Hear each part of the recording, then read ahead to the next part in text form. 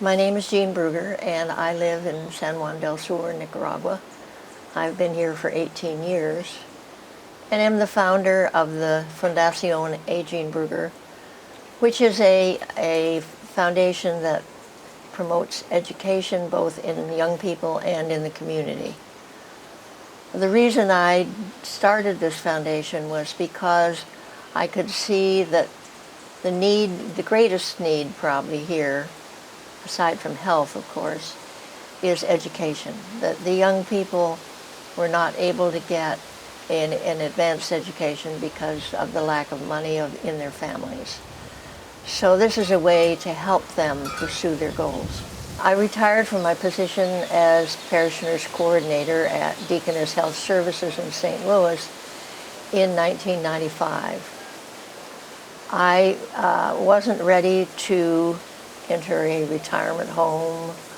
I wasn't ready to live alone in St. Louis, continuing the lunches and bridge games and shopping with friends that I had previously done when I wasn't working, and decided I wanted to do something more meaningful with my life. I felt I was still young enough that I could perhaps make a difference in one of the countries of Central America. And I chose Nicaragua because I had a good friend that was coming to Nicaragua. So it seemed a natural place to begin. The foundation started very small, and our initial program was providing uniforms to children who had to have uniforms to go to school in those days. But at the same time, we began to offer some help to some older students so that they could finish high school and hopefully go on to university.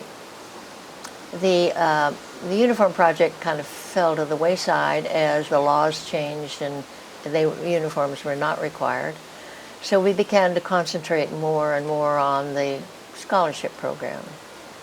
It grew. We now have 48 students on scholarship presently.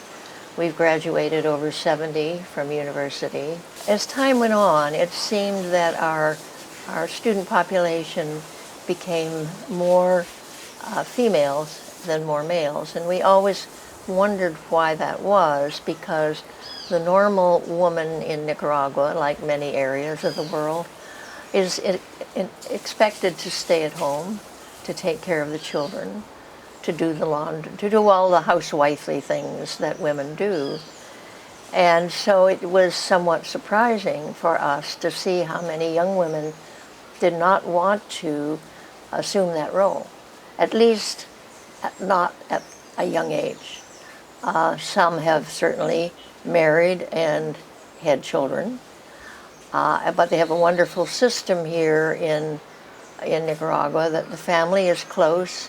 They live very close to each other, even in the same house, so there's always a babysitter available. So if a young woman, a young educated woman, takes a position, she is relieved of some of the responsibility of rearing children because she has a family to support her in that.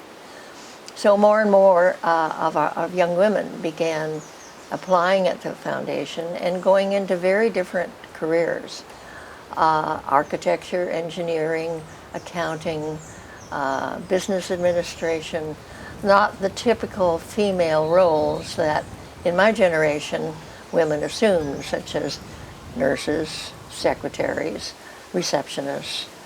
And the other surprising thing is that so many of our graduates have gotten jobs right here in town, which was a bit of a surprise to all of us, and that many of them are working in their career field.